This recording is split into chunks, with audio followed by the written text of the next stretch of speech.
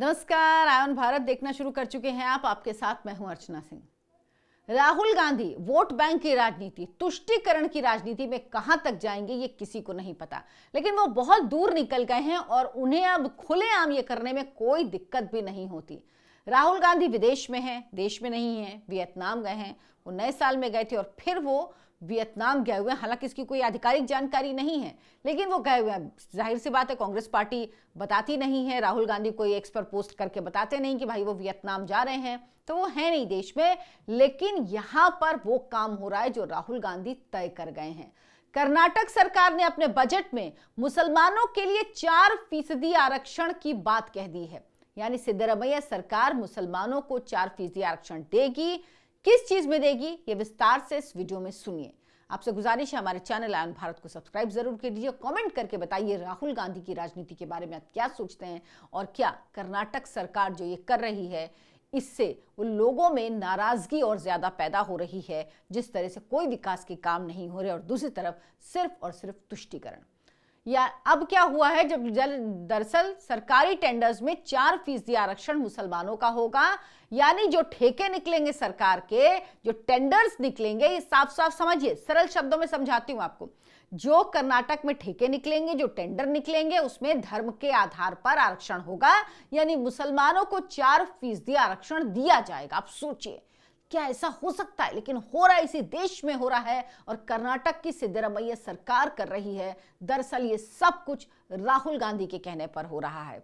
कर्नाटक में मुसलमानों को 4% रिजर्वेशन, ये बिल्कुल क्लियर मान लीजिए कि ये कहीं से सिद्धरामैया का फैसला नहीं है, ये राहुल गांधी ने फैसला लिया है। ये जो रिजर्वेशन दिया जा रहा है, ये राहुल गांधी के इशारे पर दिया जा रहा है।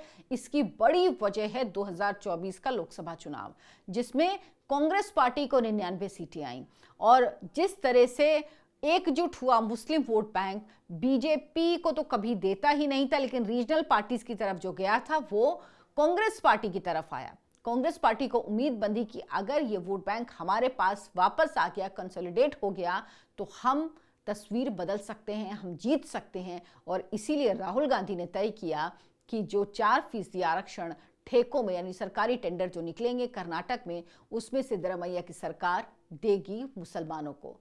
सिद्धरामैया फैसला खुद नहीं ले सकता, ये बात आप जान लीजिए। वोट बैंक की राजनीति को राहुल गांधी लीड करना चाहते हैं। वो वोट बैंक की ही राजनीति करना चाहते हैं, जिसमें साफ है उनको मुसलमान एकजुट, एकमुश्त और हिंदू बटा हुआ।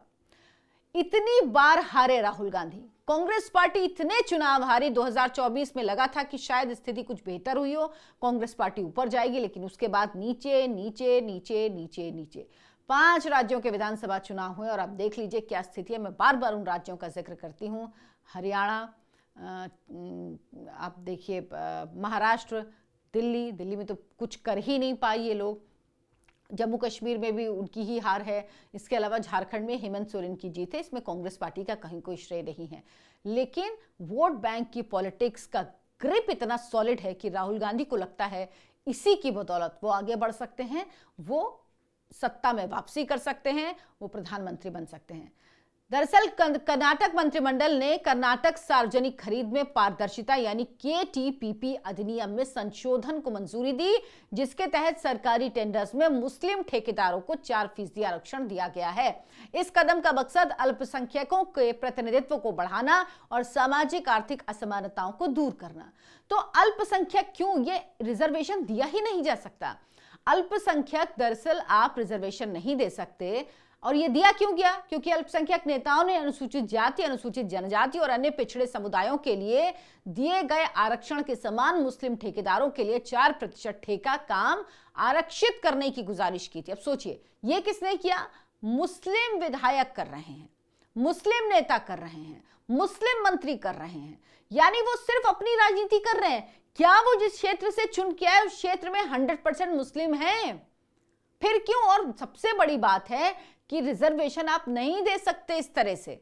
आंध्र प्रदेश में, जहां रेवंत रेड्डी मुख्यमंत्री हैं, कांग्रेस की सरकार है, वहां भी 4% आरक्षण दिया गया मुस्लिमों को।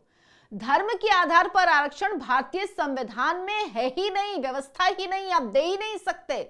जब संविधान पीठ में बहस हो रही थी तो बाबा साहब भीमराव अंबेडकर, जिनके नाम को लेकर राहुल गांधी चिल्लाते हैं, राहुल गांधी जिन बाबा साहब भीमराव अंबेडकर के संविधान को लेकर घूमते हैं, लाल किताब लेकर घूमते हैं, जो वो उसमें लिखा है कि धर्म के आधार पर आरक्षण नहीं दिया जा सकता, लेकिन ये वो पढ़ते नहीं है, उनको पढ़ना नहीं, उनको खाली लेके घूमना है। और वो डायरी भी खाली थी, बिना छपी हुई थी, प्लेन डायरी थी वो, तो ये भी पोल खुल गई थी उनकी, तो उसके बाद में फिर छपवा के लेके घूमने लगे हैं। लेकिन इसलिए नहीं पढ़ा क्योंकि खाली है।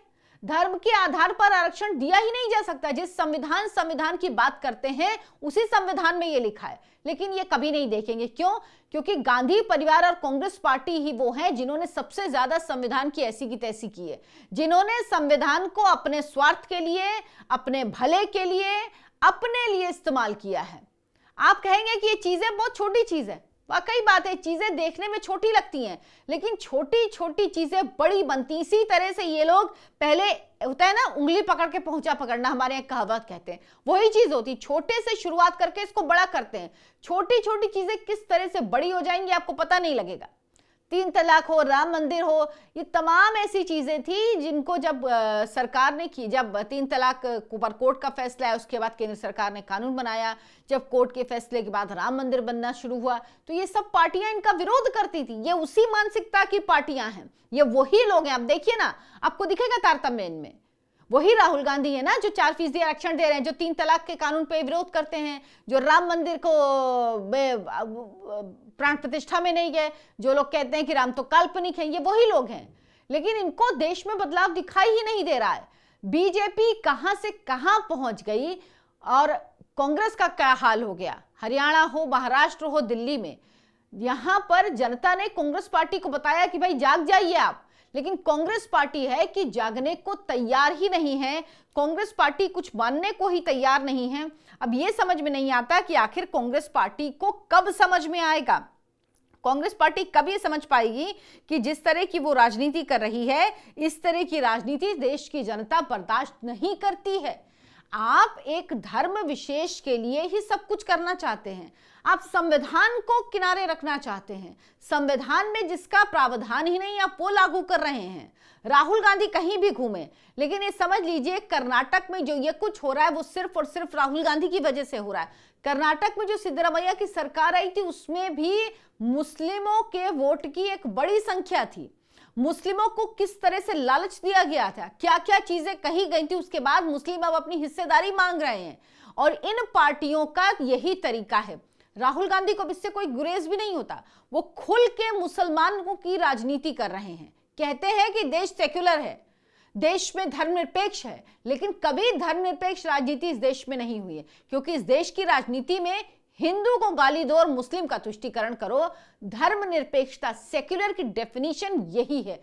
अब ये डेफिनेशन बदल रही है। अब हिंदू अपने राइट के लिए बोलता है, अब हिंदू सवाल पूछता है, हिंदू खड़ा होता है, हिंदू अपने धर्म की बात करता है, उस पर गौरव करता है, तो इन लोगों को दिक्कत होती है। तब राहुल गांधी जैसे लोग क्या कहते हैं, हिंदुत्व, हिंदू हिंसक होता है, फिर राहुल गांधी कहते हैं। ये जो कर रहे हैं ना, और जो पत्थर चलाते हैं, जो राम गोपाल था बहराइच का, उसके नाखून निकाल लेते हैं, वो इनको हिंसक नहीं लगते। उनके खिलाफ इनके मुंह से कभी एक शब्द नहीं निकलेगा। जो भारत जब फाइनल जीत जाता है चैंपियंस ट्रॉफी का, किससे जीता इससे मतलब नहीं, भारत जीता ना, काफिर जीते, बस इतना बहुत है उनके लिए। क्या किया उसके बाद उन्होंने?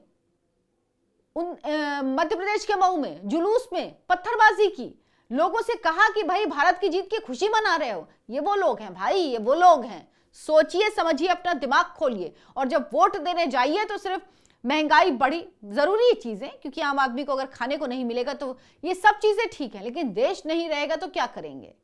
अगर हम आप हमारी पहचान, सनातन की पहचान ही खतरे में पड़ गई तो हम क्या करेंगे? इसको सोचकर वोट दीजिए। हमेशा छोटे छोटे फायदों से उठकर वोट दीजिए। ये देखिए कि बड़ा पर्पस क्या है, बड़ा मोटिव क्या है, उसके आधार पर वोट करिए। क्योंकि जब आपको मौका मिले तो ऐसे लोगों को जवाब जरूर दीजिए, क्योंकि मुस्लिम हैं जो एकजुट होकर वोट देते हैं, वोट बैंक है इसीलिए उनकी कीमत है। हिंदू वोट बैंक नहीं है, इसलिए हिंदुओं को हमेशा बांटने की कोशिश होती है। और जब बीजेपी उनको एक अम्ब्रेला के नीचे, हिंदुत्व के अम्ब्रेला के नीचे हिंदुओं को लाती है, तो फिर राहुल गांधी को कष्ट होता है और वो कहते हैं हिंदू हिंसक होता है। आप क्या सोचते हैं इस पे कमेंट करके बताएं। वीडियो को लाइक करें, शेयर करें, हमारे चैनल आयन भारत को सब्सक्राइब कर लें। धन्यवाद, नमस्कार।